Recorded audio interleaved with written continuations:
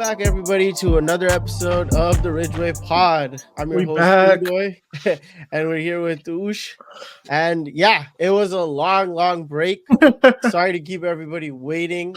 We actually just went on vacation right when the finals was starting, or like right before, and it was our first vacation during this whole podcast we've started. So a lot of learning experiences there about what to do and how to schedule. We promise to be better.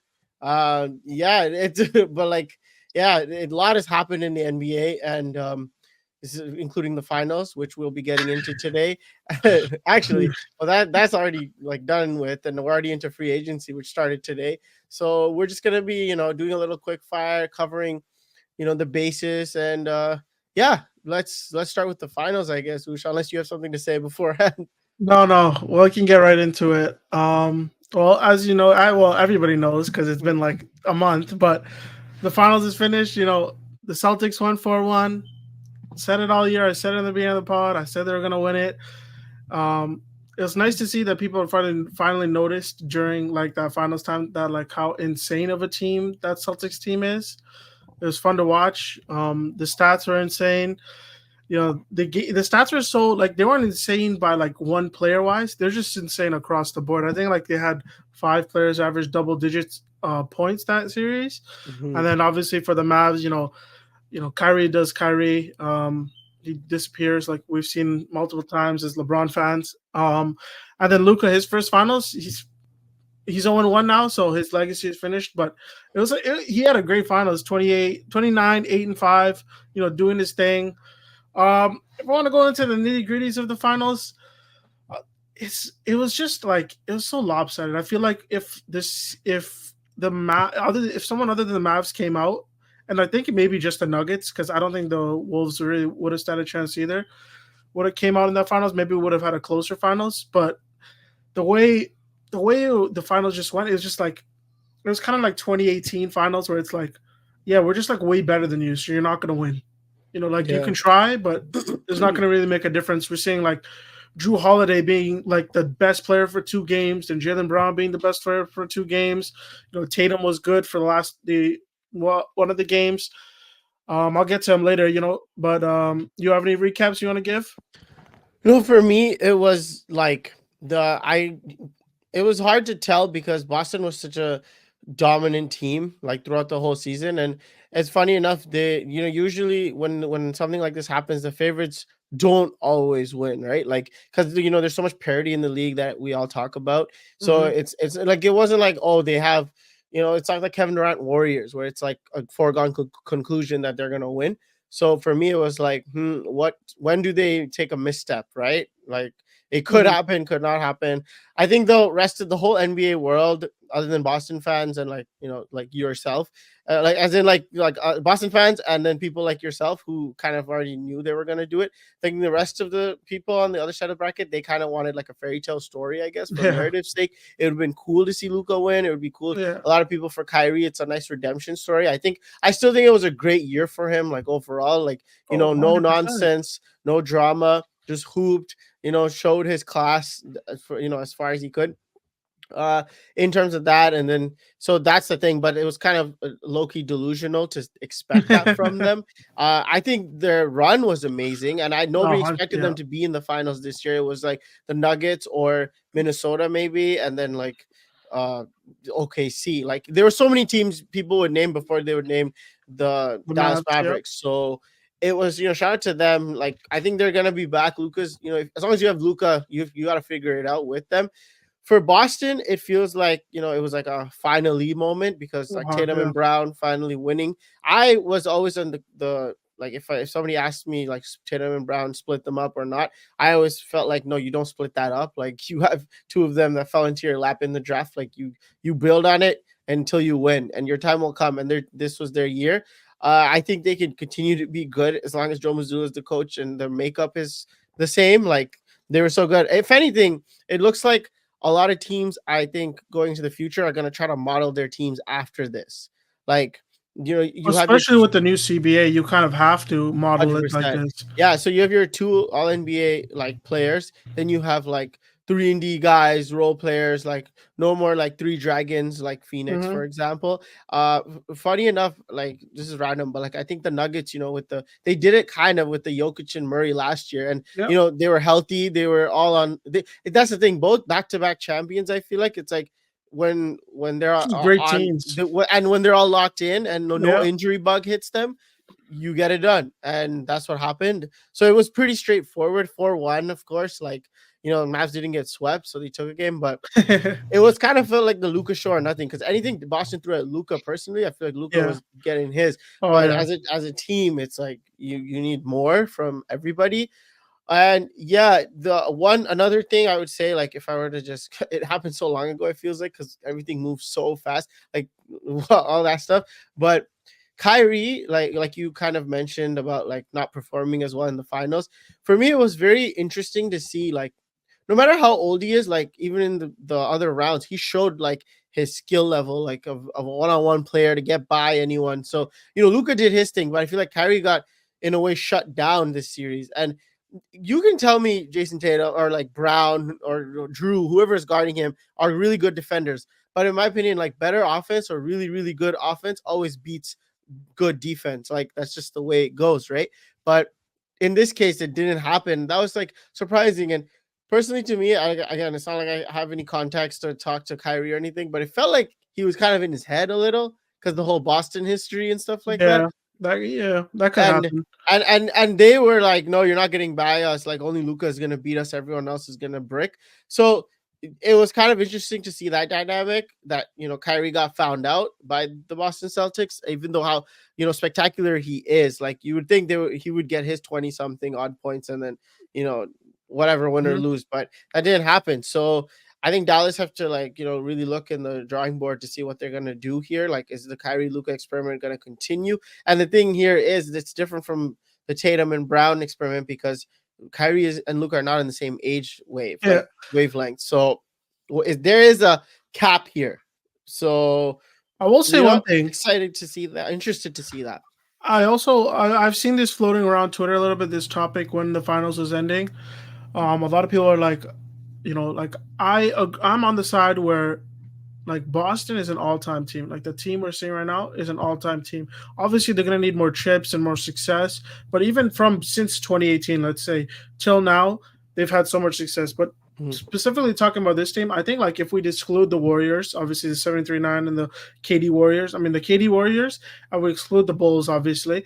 I think like this team can go toe to toe with and I guess maybe not Shaq and Kobe Lakers, but this team can go up against any other great team we've put up against that we've seen in the league. You know what I Mhm. mean? Like I think that's how insane this team is, especially with their 3-point shooting. They had a bad 3-point shooting um finals and they still shot the Yeah. three like insane. They still shot like 34% from three, which is obviously below average, but the Mavs, I don't think they even cracked 30%. So Mhm. another thing, my last point on this is Jason Tatum. He's the hot topic. He didn't get the Finals MVP. Shout out Jaylen Brown. He got the Finals MVP. Um, Jason Tatum, man, I've been on the Jason Tatum train for so long. And look, it's not like he had a bad series. It's funny because he led the league. He led the team in points, steals, rebounds, assists, Yeah, yeah. and he's the only player to not win Finals MVP because of that, which I find insane.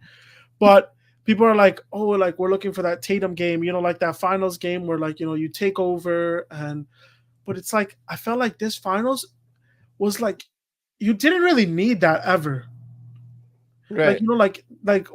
when you need your best player to take over and Yeah, yeah, when you yeah. get into those situations, it's kind of in those situations and we watched all 5 games. It's like there are blowouts left and right, there are runs left and right, but the team aspect, like if Drew Holiday is not going to miss and he's going to get every little inbound pass and every little steal, every little rebound, and then Derek White's going to hit every random three he takes, and then Jaylen Brown's running around, doing his thing, going crazy, you don't really need Jason Tatum to go off. He averaged 22, 7, and 7, and they won it 4-1. Like, I don't really think it's that complicated as people are making it. Mhm. Obviously, he should have played better, but it's like, dude, there's such an insane thing. Like when we do next year predictions, later on in the summer, I'm gonna tell you that, like, I'm gonna give it to you early right now. I think Celtics are gonna go back to back. They have their entire roster loaded up. They did some free agency re-signs. They just brought back the entire roster, the guys who were Right. free agents, and I don't. It's not like teams are gonna get exponentially better with this new CBA, as we see. Like when we get to the free agency talk, a lot of the players are like wishy-washy here and there. A lot of good players are just going to up and coming teams rather than really good teams already. Like Right. and like I just don't see, other than like we'll talk about the Knicks, but like maybe, but I don't see any team really touching them. So that's why that whole Jason Tatum conversation is like a non-convo for me. And I love Jaylen Brown as well. So it's like I'm so happy that Jaylen Brown got his recognition, but it's like Jason Tatum still had a great playoffs and a great series as well. So it's Well, like the team's just so insane. for me in that for that conversation, it's interesting. So like you said, it's not like the Dallas Mavericks were so good where Tatum had to come out and put forth that effort. And I think he said it in a press conference as well, where he's like, "Well, we're winning. Why would I try to ruin that by like going out of my way to, to show that like I'm him, stamp, look at my aura, look at my game, like try to do some publicity PR type thing to just jack up shots." Funny enough, though, I feel like most of the games he took the most shots. So like He did. that was a He little was like yeah, literally just bricking. Like that's the which only thing that yeah. was going on. So Like, and it's like that's fair, but but it's like but the thing is, it's like it's gonna be kind of like it is kind of weird because in a way, like so a lot of people were talking about how this kind of reminded them of I saw pundits talking about like the 2004 Pistons. Like it's such a collective effort. No, like yeah, in the sense of like if you pull up like for example just the finals statistics of that was like Chauncey Billups 21 points a game. Rip Hamilton 21.4 points a game. You know what I mean? Like 13 points from no, Sheed, 10 from like everyone, like the double digits things. First of all, like yeah, there's a lot of similarities you can say. Now, granted, they beat Shaq and Kobe Lakers, yeah, which is crazy, and they beat Luka Doncic's Mavericks, who were Shaq and Kobe yeah, Lakers, Luka Doncic Mavericks. So even then, it was like kind of interesting.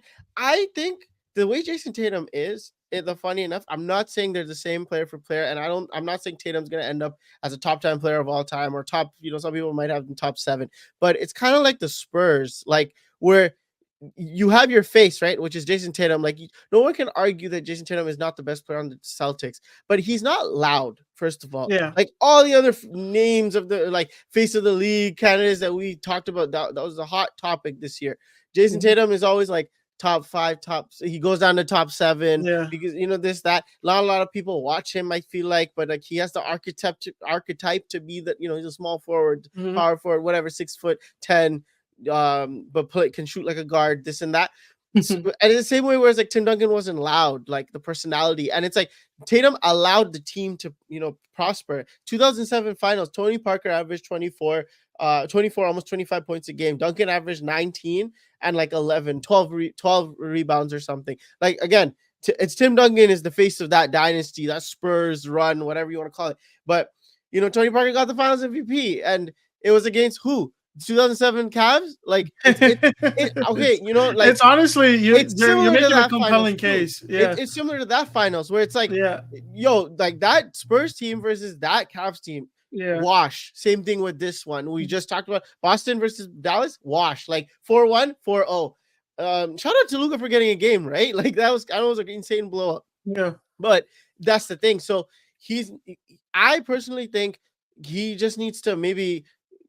It's weird. There's actually nothing, like I'm not here to tell Jason Tatum what to do. So it's like it's Honestly, public like opinion's gonna be public opinion. honestly, I think all you have to do is go out there and do it again. Keep winning, Like right? he said, he said Yeah. in the press conference, like it doesn't matter. Like I gotta come back here and do it again. That Yeah, next year is a and whole look, new he year. has a ring. All everyone's favorite players who were, again, I keep using the word loud and like in your face, including one of my faves is Luka Doncic. Like he's just the gameplay, the way, and maybe their game The looks showmanship. better. The Yeah. showmanship, it just looks cooler. John Morant, the high flyingness, Ant Edwards, everybody's on the Ant train right now. No matter his Mhm. screw the percentages. You know what? He shot against Dallas, Yeah. this, and that. By the way, everyone told me Minnesota was the better team, which they probably are. But look what happened. But you know what? It doesn't matter. It's kind of like agendas too, so you have to take that in with a grain of salt. That's how it works nowadays. Like it is what it is. But like Yeah. if Tatum doesn't win this ring, it's like oh, you're not a winner. But now Yeah, Tatum won the ring. It's his individualism is being questioned. So you can't win. So we can't win. it's like you go with what you go with, right? And I'm sure the Celtics won't change a thing. So it's No. kind of like the rest of us mere mortals to like argue about it on Twitter. So like it is what it is. Like going into next year, he's probably going to be top 5 player. Like I personally, if you ask me, gun to my head, I don't think he's the best player in the league. No. But like you I respect think probably given, Luca right? probably made a better case this To be the offseason to be the best player in the league. yeah. I'll Funny say this enough, last thing yeah, about like just an yeah. overall recap on the season. I feel like Oh, this should be my lighting just went crazy. But yeah, go on.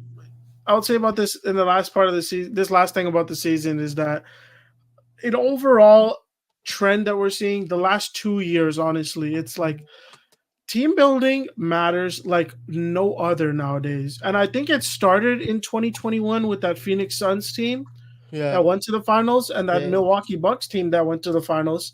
But really, like it's been going on for the last couple of years where it's like this new era, this 2020s era where it's like you just can't win with like an insane superstar. And obviously it's always been like that, but it's like you can't have like elite success with an insane superstar and a bunch, like a bunch of tier 2 players. Like you need a bunch of tier 1 players on your team.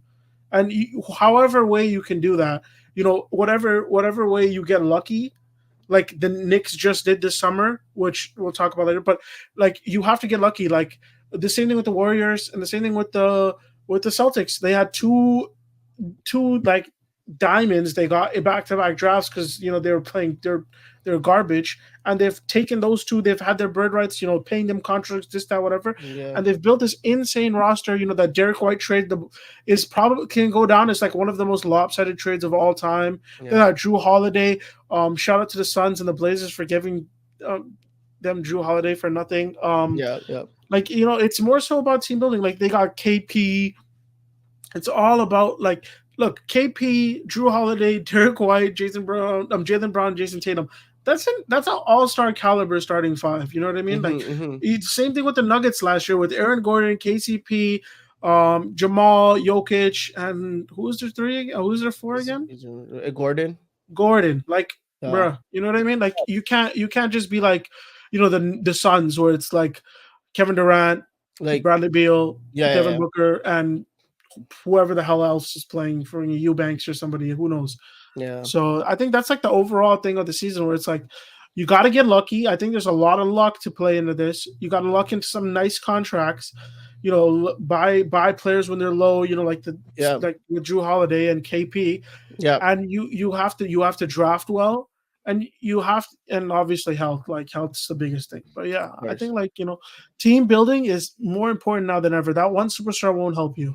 Just seen it with the Mavs. I don't think it's the one superstar part. Maybe you're trying to say exactly, but like I'm just trying to clarify. I think the one superstar thing obviously is not good. Like I think it's more obvious that doesn't work. But I think maybe you're trying to say the whole like 3-headed dragon type thing. Yeah, that don't work. Stuff because if you have 2 superstars and then you build out the rest, or 2, like one superstar, one fringe star, or something like that. I think it's pretty like that's the formula, right? It's like all the teams you've named. So also, what? No, you want to go ahead?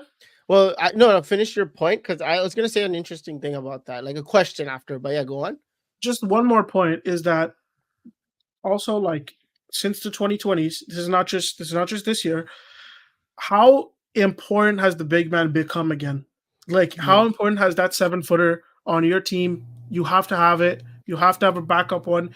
The reason why the Mavs made it to the finals, Luka was going crazy, Kyrie's having great finals. It was because Derek Lively and Gafford. You know what I mean? And then the same thing with Boston. They have KP, they have Horford, even Cornette's playing big minutes. Like that big, like with the Lakers problem where they don't have a backup big, it's like you need the big man matters again. The 4-1 pick and roll. 4 out, 1 in. That's how the game is going back to that. The small ball era is kind of dying off. That Golden State small ball era is dying off. And this is a new era where it's still stretched out, where they take a lot of threes and they spread the floor. But that 1-5 pick and roll is like the biggest problem on the court nowadays. Yeah. especially funneling with the funneling defense that they do now. Yeah. Like funneling to the paint, funneling to the paint, funneling to the paint, run them off the 3-point line. The center is just even more important now. More valuable, yeah. And Yeah.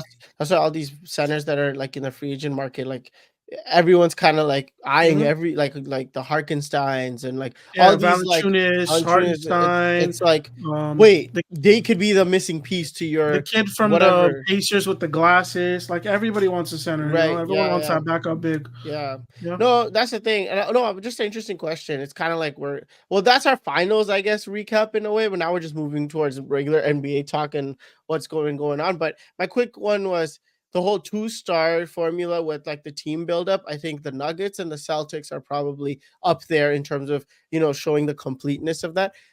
Who else probably has the potential to do it? Like, I'm on top of my head, the Lakers and the Bucks, because like Lakers and the Bucks for sure. Well, Bucks. I know Dame is kind of getting over the hill, but it's like I don't want to say he's completely gone yet. The problem with the Lakers and the Bucks, as like who are on fringe to do that, is the problem is that the Lakers, LeBron, he can't do like everything all the time. You know what I mean? Like you know what, Tatum's having a bad shooting night. He's still doing everything else. Yeah, that's true. That's true. Jaylen Brown was picking up Luka the entire freaking series. Like especially those last 2 games, he was giving him a lot of struggle. LeBron can't really do that anymore. Yeah, and I think it's Dame on the other side. And then Dame on the other side, he's just such a liability. I think if we want to give examples, it's Minnesota, but I don't know if they're gonna keep Cat. That's the thing. And I don't. And that's the question, right? How good can Cat be? Again, the Cat is kind of gets exposed. You know what I mean? Well, it's not even on defense. It's like offense. Like he shot like what, like 0 for 10 in the last game or whatever. Right. And then the other team would be OKC, but it's like again, it's like how good is J-Dub? Or how good is J-Dub? How good is Chet? Yeah. But I will say J-Dub and Chet, second year, third year. So it's like it works. They're just going to get better. Develop. The only thing is obviously Shea's in 60. He's in his prime now. So we want one of these guys to make their steps up really quickly. If you want to, follow that formula. But like any other teams other than that, I'm trying to think. Like the Magic maybe if Franz like turns up crazy, or if they go and sign somebody. Right. But to me, it's funny because like the Knicks, for example, right? Like, like no, but like the Knicks, I don't think they have the second guy because a lot of the second guy that I'm thinking of, like, so you have Brunson, right? Yeah, cool. I'll give it to him, but no, that second guy, I don't think and they're not young, so I don't think they're gonna develop and burst onto the scene like that. Whereas like we always knew Jaylen Brown and Tatum are gonna tread up, and they kept treading up, and look where we're at. But and you're saying Paolo is going to get better and Franz could get better and the OKC guys. But like the Knicks guys, I feel like a lot of them are who they are. And they're so you have Brunson as your, first one superstar guy who does everything or try to score this and that. The number 2 guy is who I doubt because the rest of them give me Drew and Derek White vibes. And vibes. All of them, Hart, which is DiVincenzo. Yeah. Whoever else they play. What's that kid's name? Mikal Bridges. No, the other one. The one who comes off the bench. Deuce McBride. Deuce McBride. Those are all like role players, right? Yeah, role players. And really Randall OG or too. McHale, but it's like McHale as your second option. Yeah. Hell no, bro. Right? Like, yeah. we seen McHale as 4th option on the Suns, and he sucked. So second option, and we seen him on first option as well. Second option, we'll see. I don't know, but he is who he is, though, right? Yeah. Exactly. They all are, right? Yeah. The other one is the guy who doesn't play. It's OG. Like, congrats to his contract and everything, but like how good can OG be? We've seen him be good, but and then how healthy can he be? Yeah, no, that's the thing on the Raptors. Like you think you had Siakam and OG, right? And it's like, are they gonna grow? But then OG is never fully healthy, and it's like Siakam. I saw him be a number 2. That was a formula with Kawhi Leonard. Like the Raptors, that 2019 squad was a squad. Like it was fire, and the depth was cool. Everything was cool, but OG, it's like we all know he's good, but like. Is he number 2 level good? I don't know. Like, so it's interesting there. Speaking of the Raptors, if you want to add another team, I guess you can say the Pacers if like Tyrese Haliburton turns into Jalen Brunson because they have Pascal. But Pascal, So that's something else. That's true. They have good role players on that team. And then Sixers, it's like It's interesting. We'll get into Sixers because I guess free agency. They're But doing like, their free agency. the next topic I think we should really cover is like the draft, which Yeah. is the funniest draft Well, because everybody was like pretty much putting that draft down, saying it's one of the weaker drafts of like ever. And I felt like an old head because I felt like I didn't know. This is the first time I didn't know as many players as I usually would, and it was like, but like, yeah, you know how it goes. Like, it was funny. It was for interesting the draft. draft, you want to quickly talk about the Lakers coaching? Oh yeah, we could. Well, it could kind of connects together, but if you want to just dive into brawny Oh, okay, topics, okay. but Then like, we'll yeah, talk about the draft yeah, first. yeah. But yeah, no, it's true. Yeah. So go on. Yeah. Draft pick wise, dude, I'm gonna be honest with you. Like, this is the least amount of scouting I've ever done, and I'm usually a nerd about these things. Yeah. If I'm gonna pick anybody, okay, first of all, let's talk about the number one pick and the Atlanta City in general. They're in hell. First of all, they drafted Michael Penix in the first round in the NFL draft. This is a completely separate topic. That was the garbage pick after they signed Kirk Cousins, and then they do this with the number one pick, Zachary Richare. I call him Ricochet. Shout out Look, Ricochet. he's 6'10", 195, good intangibles. We saw a couple of highlights of him. I've been doing a little bit of research on him. The only problem is, like, there is nothing to do research on him for. Like, he's kind of an unknown player. For some, he's been talked about for a couple of years. Like, oh, we heard about him, this, that, whatever. But he's never been talked about as much as Sarr or like Ron Holland or Dillingham. Obviously all the college guys. But it's such a weird first overall pick to me. Like, I was just like, I don't know if you want to go with like a small forward. Why would they want another wing? They already have Jalen Johnson. Yeah. I'm like, Sarr was right there, but with the DeJounte Murray trade, I guess, they might be rebuilding or something. But honestly, they don't even own their pick next year, so I'm not even sure what's going on with them. Yeah. The second pick, I really enjoyed that pick. Alexander Sarr, I really watched him. I'll just give you a couple standout picks that I like because going through all 32 picks is going to be crazy. Reed Shepherd, I think it's a nice pick. 6'2", though.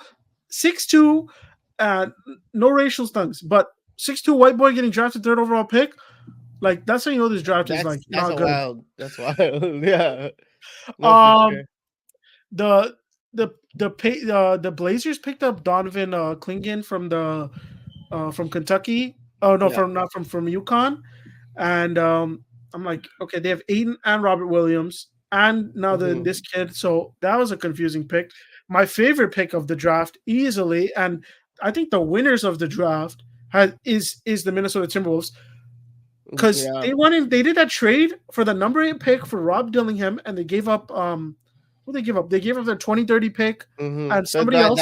That 13-year-old right now. The 13-year-old. Rob Dillingham, I've watched him all year. I've watched him since he was in like that little hoop classic that came out. He's so insane. I think he's gonna be so good with Ant. Like, they have an actual, and especially behind Mike Conley, like, he's gonna learn so much about being a point guard. Right. And then from there he's also like a heat check. Like, the problem with the Minnesota Timberwolves is that they didn't have anybody who can go get their own bucket other than Ant. Maybe Naz Reid, if you want to say Naz Reid, but again, like a guard, like a combo guard who can get their own bucket. And Rob Dillingham, if he develops well, he's a perfect opportunity for them. And then I got 2 more picks I know about.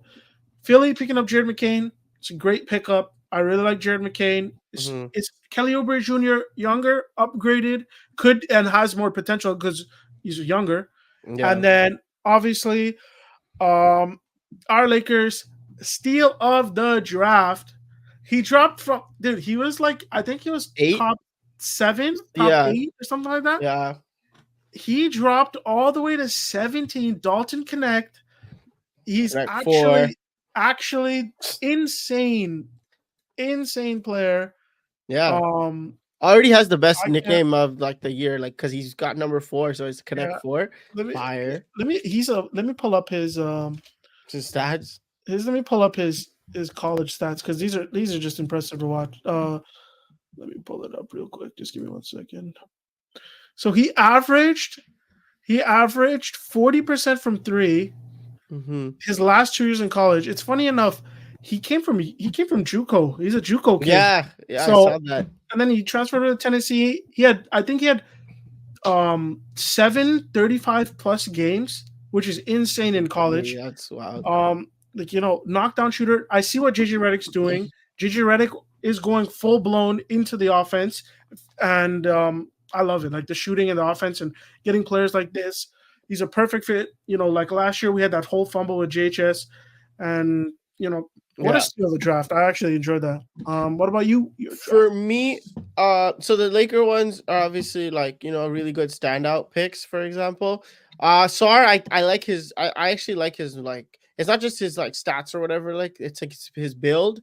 And first of all, France invasion. Like, bro, I don't know if it's Wemby PR or what, but France is here, and I'm thinking I'm like in like the next Olympics or the one after that or whatever is France in the running to be like it's USA and then it's like who else? Are they gonna be like that new Spain, like the old Spain back in the 2000s where it's like the Gasol bros and Rubio and Rudy Fernandez and stuff like that? But so shout out to the French, like they're all coming in. Actually, though, like I don't know how, I feel like James are gonna get fired for that, dude. That Wemby stuff, like Wemby might get James fired, like. Well, that's the thing. Like Sar, I understand. Many good, Sar has been always on the radar, and he's also like 7'1", 7'2", whatever, like that, something like that, or 7 foot, and he got the skills.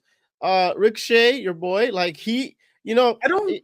I guess, he kind of reminds me of like the whole Endrick thing that's going on in soccer world, like, okay, like But for me though, and this is kind of funny, but I always kind of look at to see what Sam Presti's doing, because when it comes to the draft, he's always like he's lurking, and he went with the 12th pick with Nikola Topic. Yeah, and that's already red alarm. Like, wait a minute, wait. I made a joke the other day. I was like, his name was like Nikola something else, and then his father made him change his name after Jokic. Yeah. He went crazy. He's like, you want to get drafted? Let's change your name a little bit, son.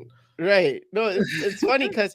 And I guess in a way, it's like he's like 6'6", 190 pounds. So I think they just replaced Josh Giddey. Like even though they got praised for Josh Giddey originally with Alex Caruso, but then they have the backup for that with Nikola Topic.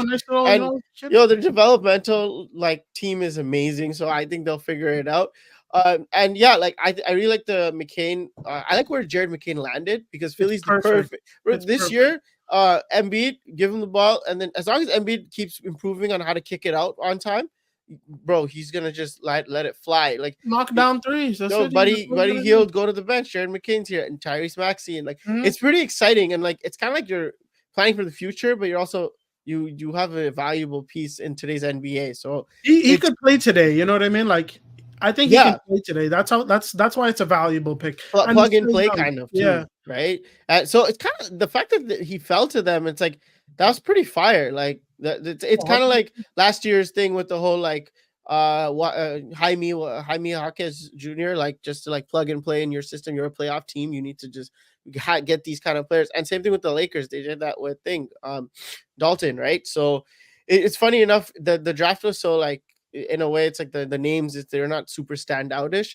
So it's like I was just kind of like, who the Lakers gonna get, like what's gonna happen, and then you told me all those numbers, and I'm just like, wait a minute. And it's kind of like Kyle Kuzma when he was like 24 coming into the league. Like, that's the only reason he fell. That's right? The only reason he fell. And Kuzma went like it was one of the pieces that didn't get traded, and then like for the Lakers, right, for that bubble run, and he was valuable for that thing, right? Like, so it could be things. So. Interesting enough that's a good look. I think the other pick everybody's talking about, the 55th pick, the most valuable 55th pick of all time, I guess. Like nobody cared about 55th picks until now, I guess, because of the name. The second round ever. Just a quick shout out to that, like first father-son duo. The fact that he fell to them in that same they're gonna play on the same team. Mm-hmm. I don't know how many minutes he'll pretty much get, but honestly. Perfect way, and if it kind of motivates LeBron in a way to be like, oh, I have to, act a certain way, and it's not like we're questioning LeBron's professionalism, but if this in year 20, whatever 2 now, if he's kind of starting to slow down, but then seeing his son on the bench, it's like, wait, mentally I gotta, act a certain way and like pretend like I'm year 13, for something. I'll take it too. I think honestly, it's bigger than basketball. It's just exactly. It's just a legacy. Like it's such an amazing thing. Like I feel like we were talking about it the other day. It's like Bron's one of the most like. There's no glazing, bro. It's blessed. Like he's like God's favor, bro. Like imagine doing everything you did in your career and life, and then like at the end of it, you get to play with your son in a professional league. The best That is league for the insane. sport that is you play insane, dude. right? And like, shout out Bronny. He worked his ass off for it. You know what I mean? He did his Right. thing. He, got to 55, got picked. It's honestly fire. Like, I'm honestly like so gassed about it. Yeah. But like it's gonna be fun to see. Obviously, he's not gonna play big minutes or anything like that, or gonna have a huge impact on the team. I'm just waiting for that one lob from Bronny to Braun or Braun to Bronny, one or the other. Yeah. It's just gonna be great. Like the Lakers are probably gonna be, most probably a playoff team, of course, barring injuries and this and that. So I think if LeBron James is your dad, you know what the grind is, or at least you've seen more than the rest of us on how the work you have to put in to get to be at GOAT level. So if you even 50% process that, I'm sure you'll be a great NBA player. If his things projections are Drew Holiday, Derek White type, that kind of stuff, Avery Bradley type thing, that's an amazing level to be at, because look how valuable those type of players are. 10-year career, man. He gets playoff exposure, and with JJ, like, the whole shout out to Max Christie for getting the contract, meaning I think Max Christie will be more involved in this year's roster like rotations. So if JJ is gonna, with the creativity that I think JJ Redick can come with, especially with the offensive end and in developmental wise, maybe he will have a good career like in the NBA. Like, as long as you stay locked in, right? Like, it's up to you. But I think it is more than basketball. You're right. It's a pretty awesome feat, and it's a good like ribbon for like the gift basket that LeBron's career is, right? So quick draft pick shout out to Zach Edey, Canadian. But it'd be interesting with him and Jaren Jackson, first front court, and then and then the memes. It might be fire, dude. The rush hour memes. No, it's crazy, but it's kind of funny. Like, wait, I got one more shout out. I got one more shout out. Shout out Ted Shannon Jr. Oh yeah. He went through that serious case. We won't talk about it. He's innocent. Fell all the way. Yeah, I'm telling you, the Wolves literally got him. He was like touted top 10 pick, for the last 2 years, and then all that happened. Right. And then they also got Rob Dillingham. Those are like the two steals of the draft. That's some workhorses, They got like some players they're just gonna throw into the bench. Yeah, and they're gonna hoop. And that's all you need if you're the Timberwolves. Like, you throw them out. It's kind of like when especially with the new CBA. We were kind of scared with the Nuggets when they were like, bro, like Bruce Brown comes in, and then KCP was starting, but Bruce Brown comes in off the bench, and then the other kid, Christian Brown, like that run, it's just like, where are they finding these guys? Yeah, and that's what the Timberwolves need to keep doing, just stockpiling and like in terms of getting valuable pieces to help Ant and the team just perform. So the draft was cool. Like, summer league's probably gonna get up and running. So we'll see who shines and who doesn't. Everybody's gonna tune into the 55th picks. Yeah. Just because of that, shout out to the Mavericks. They drafted Ariel Hawkporty with the 58th pick, traded to the Knicks. I'm gonna care about the 58th pick. Funny enough, there was no 59. I think it's because teams got like their I forgot, I read a tweet about it, like teams. Teams got the Suns and the 76ers each lost to 2024. Yes, because of tampering. Yeah, because of tampering. Yeah. Shout out, those two could have been valuable pieces too. So shout out to those guys. But that was the draft. And so now I guess we're kind of fast forwarded into free agency, coaching. Free agency started today. Lots happened. We've mentioned the Caruso trade, insane trade. That's so we can start there. Like, OKC is literally going through what Boston and the Nuggets are doing, and like it's like 6 foot, whatever, 6'7", 3 and D, 6'5". Yeah, 6. But he's like a big 6'5", and like to help Shai Gilgeous-Alexander, the kids can grow, like develop at their rate. But here's Alex Caruso. You know what I mean? Like, what a pickup! It's insane. Dude, I think the most insane fact about that trade is it was just like burn down the Chicago Bulls. How do you do a straight up trade for Josh Giddey and Alex Caruso? They're like value wise, they're not even like on the same atmosphere. They're not even close to each other. Like, Alex Caruso is an all defensive player. He's all defense this year. He's insane. He's his 3-point shooting just continuously He gets get better. better. Yep. And he's He's a winning player. essentially Dort, but like 5 times better. And you kept Dort, by the way. So like, you give up nothing. This is more than shout out. Presley got a steal. That team has just got way better. They're going to be more insane next season. The West just keeps getting better and better every 5 seconds. The indictment on that whole entire trade is, what the hell are the Bulls' deal?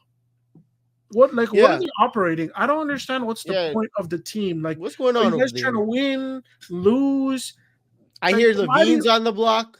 Why do you guys want to be 11th in the standings all the time? Drafting garbage, trading garbage. Like, I don't understand that team at all. But the Caruso to the Thunder, I love it because I love the Thunder. So that's going to be a lot of fun. Right. That whole entire starting lineup just got 10 times better. Yeah. And now their bench got better too. So because they can move players to the bench if they need to. It's amazing to see.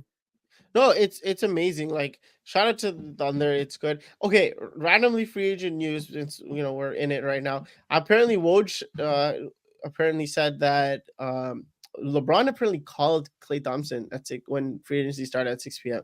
What do you think about this whole like Klay Thompson thing that's going on? Like, I'm not gonna lie, like JV, I feel like would be we outplayed them like him off the court during our play-in game and the regular season game. JV, like Jordan Valanciunas, right? Like that was Valanciunas. Valanciunas, right? So sorry, like I'm just saying, like the people names that I was hearing is JV. Well, Valanciunas just signed with the Washington Wizards, so it's gone. This whole Klay thing, I keep hearing Dallas and like the Lakers, and I don't know if that moves the needle exponentially. I feel like you can go grab someone else and just for both teams. For Dallas, I don't think that moves the needle at all because Dallas doesn't do the whole ball movement stuff that the Warriors do.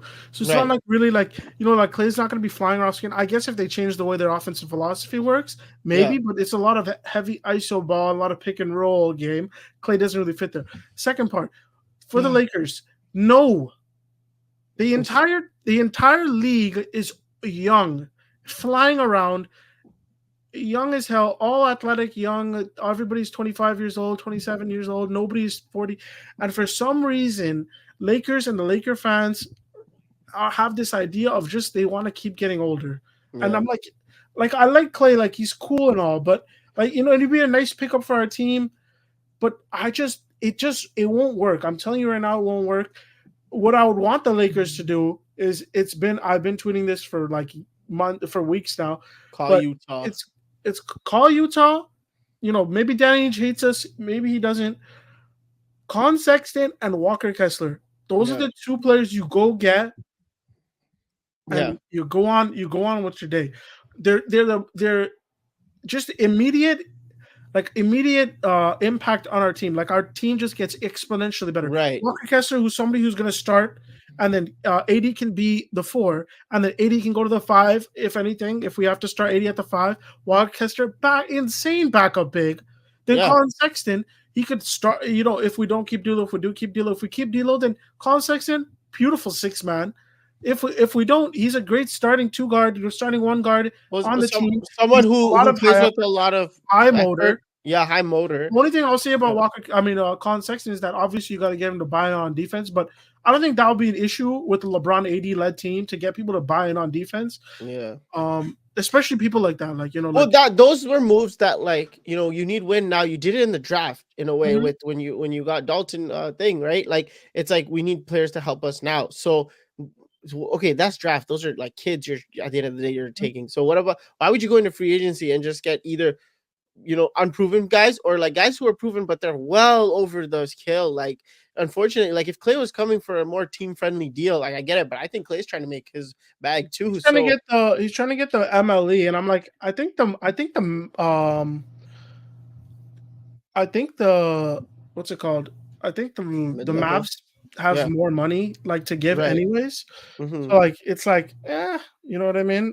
So it's like I don't like that fit on the Lakers. Like obviously he's gonna fit with LeBron, shoot threes, yada yada. But it's like too old, too slow. I'm more talking about the transition game and the Yeah, defensive game, and that just doesn't work. We don't need Clay. We need guards that can guard, play defense, and we need a backup center like terribly, yeah, like yeah. so badly. We need But a backup well, it's center. it's been a glaring issue for the last Yes, couple of years now. So yes. since the whole like Dwight Howard, we got rid of Dwight and Mhm. JaVale and all that, and it's like it's AD or bust because the bigs they end up getting, it's always like some next minimal level person, and it's like first of all Playing they're Brown not at the getting five.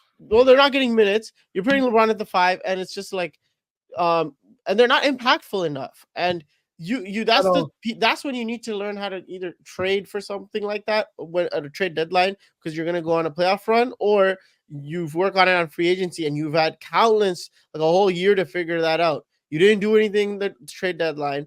You're not, you know what I mean? Like Well, if you're not speaking of ready trade now, deadline, this season that just passed, last season's trade deadline, yeah, we were screaming at them like, go get DeJounte Murray. He's available. Go get him. Give up D'Lo. Blah blah blah. D'Lo's gonna be opting in. He's an expiring contract. If he opts in, opts out. He opted in, but it's like we didn't do that, and look what happened. yeah.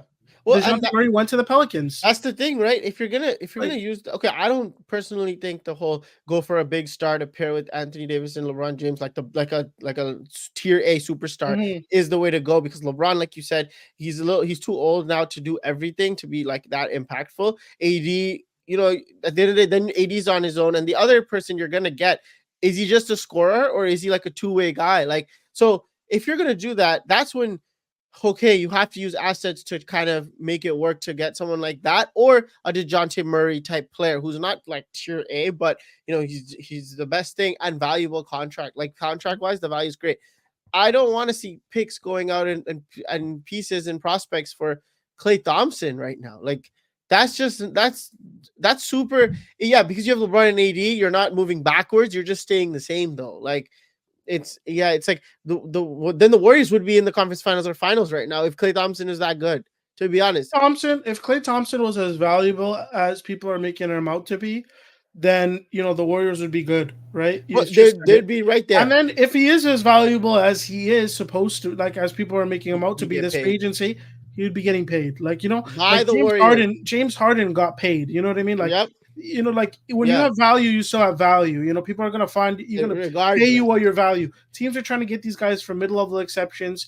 Like that's the Yeah. reason why they're getting that. And we saw So Clay, and there's no knock on Clay. It's just an age thing to me, where it's like, and look, man, injuries like, probably caught up. and injuries, and look, he doesn't play defense like that anymore. His 3-point shooting obviously will always be there, but it's like everything else you're gonna give me in that package with that 3-point shooting is just not worth it for the Lakers specifically, and I don't think for the Mavs either.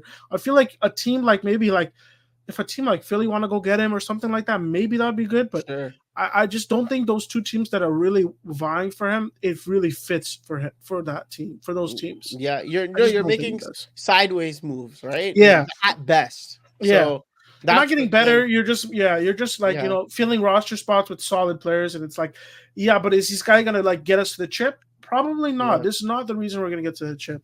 DeJounte Murray to the Pelicans, I think, was a solid move.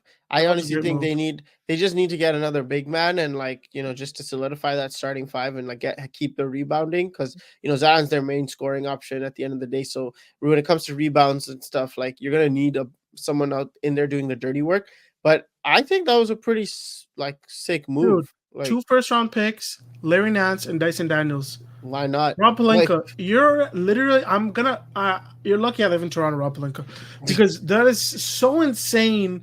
They gave up literally nothing. They gave up our yeah, first. That was yeah. our first We from the did 80 trade. we did win a You chip know what I off mean? that, but like, Like yeah, the it's full circle, 2025, moment. 2027, and then they didn't even give up their one. They gave up the Yeah, Bucks pick, by the Bucks way. pick, yeah. And then for literally like that's such a great pickup. Like honestly, No, it's awesome. and then Honestly, in this case, I would see what I can get for CJ McCollum right now. Like, no, trade Brandon Ingram. Get him out of here right now. well, Go no, get more than that's for him. in the works, but like you kind of can do Oh yeah, CJ for sure. addition by subtraction. Yeah, And but I think they yeah, might just keep CJ because now you kind of have a one that can kind of hide him. You know what I mean? Right. Like DeJounte is going to put in the effort on But yeah, defense. I guess the Ingram thing is definitely the way to go first, and then I think Ingram, you can get a nice pick. I know I saw some reports that saying that the the Kings. Kings really want Ingram, which like if they can get Davion Mitchell or Keegan Murray from that, which would be nice. You know what I mean? That would be nice. The Pelicans team, especially if Zion stays healthy, it's going to be really good. Another team in the West that's getting really good, and Rob Pelinka is in Disney World doing nothing. Yep. LeBron may as well sign the full max. Screw the discount. Honestly, at this point, the pay cut. I hate that pay cut stuff. I hate it. By the way, like that's a whole. Well, bro's giving you an opportunity here, and what are you coming up with? Like, what are you coming up? Nothing. with? Everybody's getting signed. I think. But you know, it's gonna be LeBron's fault at the end of the year why we're kicked out of the playoffs and this and that, right? Like, not because him and AD are dragging us to the thing. But anyways, well, and I think another big story, I guess, would say is like Paul George sweepstakes, because Paul George sweepstakes for sure. Yeah, like that's like the big one. And well, they just announced. Go ahead. No, well, first of all, rest in peace to the Clippers. Shout out James Harden, but rest in peace. That I remember that free agency, that trade, that 2019 where the Clippers are going to win. Every ESPN analyst and everyone was going like they're going to win. They'll someone played the Pat Bet video. Him and Lou Will in the casino. Someone played the what's it called? Someone put the clutch points graphic. LA Bulls. Yeah. Kawhi left the Raptors. He won 4 playoff series in the Raptors the 1 year. He's won 3 since. It was 2019. We're about to be in the 2024-25 season. That's been 5 years. And we all say this. They probably could have went back-to-back if he just stayed. 100%. On the Raptors. And I'm saying, and that's the championship. No, they don't go back-to-back. They'd go back to the finals, maybe, like for sure, 100%, bro. 100%. They're crazy. They definitely make an impact. You know what I mean? Shout out to the Clippers. But rest in shit. I'm honestly so tired of them. And I just hope James Harden just averages 35 again for fun, you know? Shout out to James Harden for getting $30 million a year, so that's sick. Clippers. One last thing about the Clippers. You guys keep signing all these weirdos. It's getting weird, guys. Kai Jones. What's that kid's name? Josh Primo. Now Kevin Porter. Steve Ballmer. Like, what's going on here? I saw a Twitter thing where it's like a rehabilitation center or something. Yeah, like I'm like, well, medically for Kawhi, and then like mentally for like the rest of the like taking flyers on all these like guys, but it's like these guys are questionable, like very serious problem. Like these guys should be in jail. Some of these guys, you know, Miles Bridges. I got a team for you, brother. Yeah, they could be. They low key could go for what's it? Josh Giddey too, bro. Josh Giddey in a home though. Josh Giddey's in the R. Kelly. You know, they're locked in. He's in the Chicago Bulls. You see that poster? It's like Josh Giddey has bought R. Kelly. Brother. Okay, back to Paul George though. Run for the grind. Where like he's not gonna be coming back at all. Yeah, he announced it, but he's not. Like, we don't know where he's going. Like, they said no, like he's not coming back. So what's same thing with Clay? They said the same thing with Clay. It's like, no, Clay's not coming back, bro. Like, insert Xavi Alonso. Yeah. It's like, okay, then why even say that? Just tell us when he leaves. Yeah, what the hell? But whatever. He's on. I think it's like 99.9%. He's going to the. Not the Magic. The Sixers. Like, bro. If I'm Boston right now, I'm laughing. I'm cackling my ass off because it's like I got to play Embiid and Harden. Now I get to play Embiid and Paul George. I'm laughing so badly. It's so bad. I honestly like. It's not bad. Obviously, not bad. Like it's a good pickup, but it's like. It doesn't move me in the slightest at all. Well, it's not going to move anyone because it's like Paul George's track record and Embiid's track record. Low-key, Maxey over there is like the winningest person, like mentality-wise, I feel like. So the only one that shows up. Yeah, so that's the thing. And then I saw a view where it's like Embiid's, it's like when the face on the face, like the white background. It's like Embiid's like, screw the process, I'm out. And then it's like the next picture is Jared McCain. I'm 2 days into college and 3 lectures. And then there's another one. There's another one with that where it's like trust the process and 2 days into college, and then it's Paul George. Hey, what does he say again? What's your welcome to the league moment? Yeah, that's That seems a oh my clown show. That seems a clown show. yeah. I don't. So If they do get him, yeah, honestly, um, at the end of the day, I think like just to quickly think, if I were to like just based on these mini moves that's going on, I think it's like the Knicks and the Bucks are still like right after Boston for me because I give Giannis that respect. I think they got to do something to help him out, but the Giannis is your best player, high ceiling, can go far. How far? Like until you run into the really Celtics, far. maybe. Yeah, but really far. And the Knicks, as long as they don't get hurt, but who are we kidding? They're gonna get hurt. Well, So speaking of the Knicks, I uh, think this is probably should be the last free agency thing because we can do a whole recap yeah, episode we'll after. go back. We'll revisit. But But yeah, these are like the big things that are going on.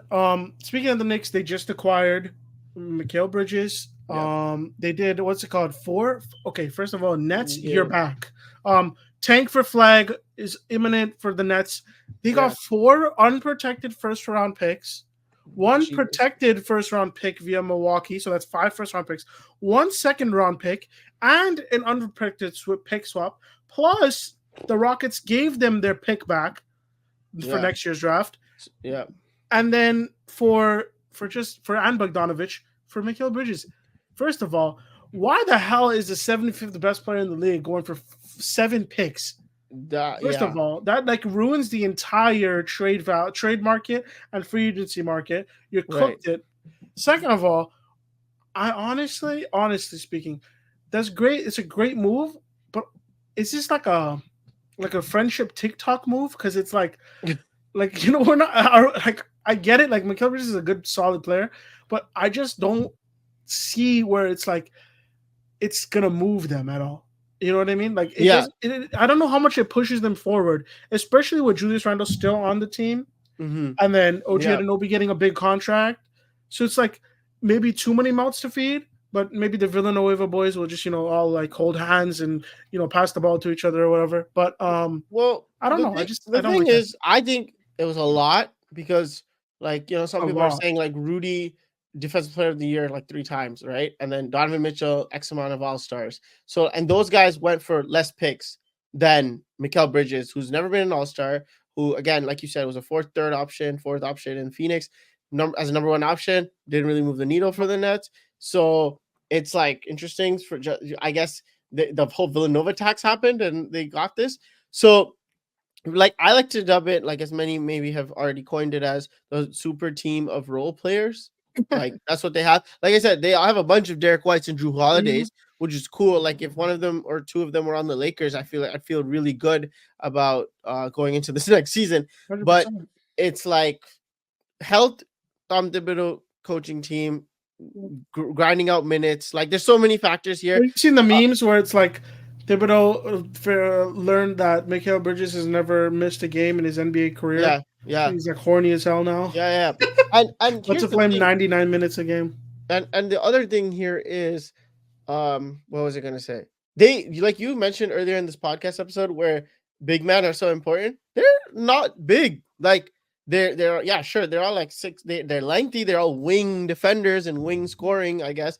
But they don't have like a true center like that. Even They Julius do have the Randle. greatest rebounder of all time, Well, though. Josh Hart, yeah, but like that's the thing. So size may be an issue when they come up against a healthy Kristaps Porzingis with the Boston Celtics, Giannis blood team, and an Embiid led team. Like it's not like they went through like Philly just like that. Like Philly still put up a fight and a healthy 7 games, no? yeah.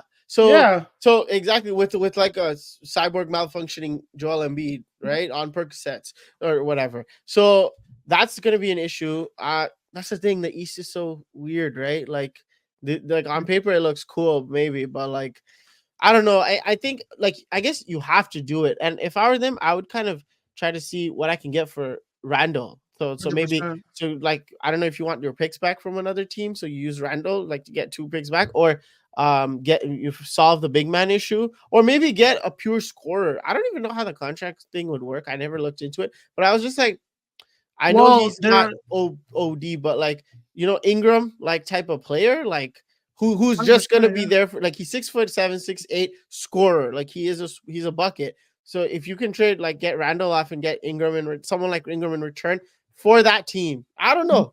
I will Maybe. say like one thing about that team is that they locked into that Brunson contract so badly, that 4 year, $100 million that they got, because Yeah. like you can just get all these players. They have McHale's contract on the books, and they have OG's new big contract on the books, the 5 year, $212 million Yeah. contract that he To be just able signed. to do that. So because it's kind of like the Steph thing, where like Steph's Yeah. ankles are so cooked, where they gave him a small deal because he didn't earn, he didn't have the value, but then Steph turned into what he Yeah, but turned then they were into. able to sign But then everyone, they, including Kevin Clay, Durant. Draymond, Iguodala were all making more money than Steph at one point Yeah. in their Yeah. career. You know what I mean? Right. Yeah. But yeah, that was a good. So I would say that covers the main topic so far of everything we've missed. Apologies again for being away for so long. Hopefully it won't happen again. I don't think we have any vacations coming up anytime soon. But yeah, we're back. Keep tuning in to the Ridgeway Pod. And yeah, please be sure to follow us on all of our socials and stay tuned and subscribe. Yeah. Peace out, guys. Hopefully Euros soon. Euros talk, Copa talk. Hopefully. Let's catch our breath and we'll be off and running. Take care. Peace. Peace.